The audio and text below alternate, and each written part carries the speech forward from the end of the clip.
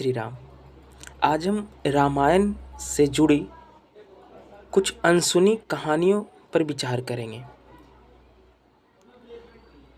प्रभु श्री राम बनगवन, मंथरा का बैर या विधि का विधान।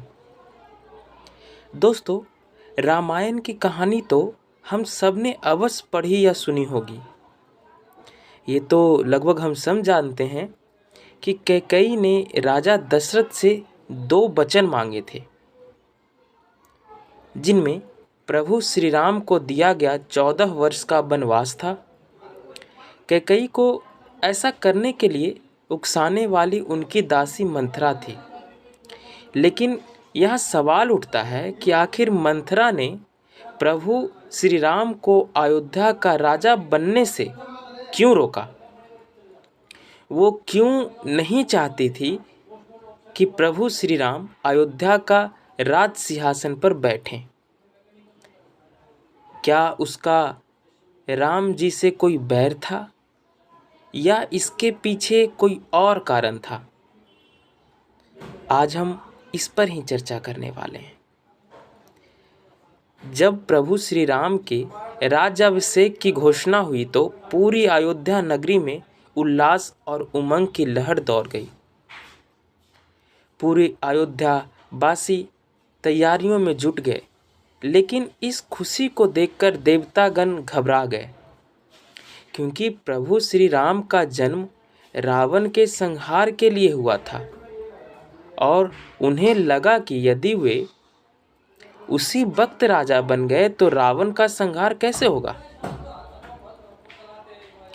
देवताओं को राम जन्म का असली उद्देश्य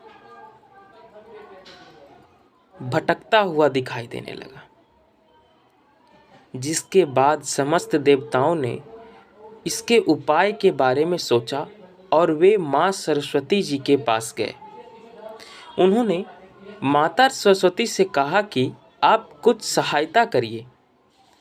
तब राम को वन भेजने के उद्देश्य से देवताओं ने ज्ञान और बुद्धि की देवी सरस्वती के माध्यम से कैकेयी की दासी मंथरा की मति यानी बुद्धि फेर दी। परिणाम स्वरूप मंथरा के अंदर क्रोध, लोभ व ईर्ष्या जैसे भाव आ गए और उसने कैकेयी को श्री राम के विरुद्ध भड़का दिया। इससे यह स्पष्ट होता है कि दासी मंथरा का प्रभु राम जी से कोई बैर नहीं था, बल्कि मूल उद्देश्य धर्म की स्थापना के लिए ऐसी परिस्थिति का निर्माण होना था। मंथरा की भूमि जो उनकी भूमिका देवताओं द्वारा दी गई, उसी परिस्थिति निर्माण का यह हिस्सा था। इसके बाद ही राम ने अपने वनवास के दौरान सभी राक्षस असुरों का अंत कर लंका पर विजय पताका फहराई थी, क्योंकि प्रभु श्री राम का अवतार ही इसलिए हुआ था। रामचरितमानस में गोस्वामी तुलसीदास जी ने भी मंथरा के बारे में कहा है कि मंथरा की एक गलती ने उसे अपयश का भागी बना दिया। अगर हम इस पूरे घटनाक्रम को गहराई से देखें तो इस निष्कर्ष पर पहुंचा जा सकता है कि प्रभु श्री राम का वन गमन विधि का विधान था, जिसमें मंथरा सिर्फ एक माध्यम बनी।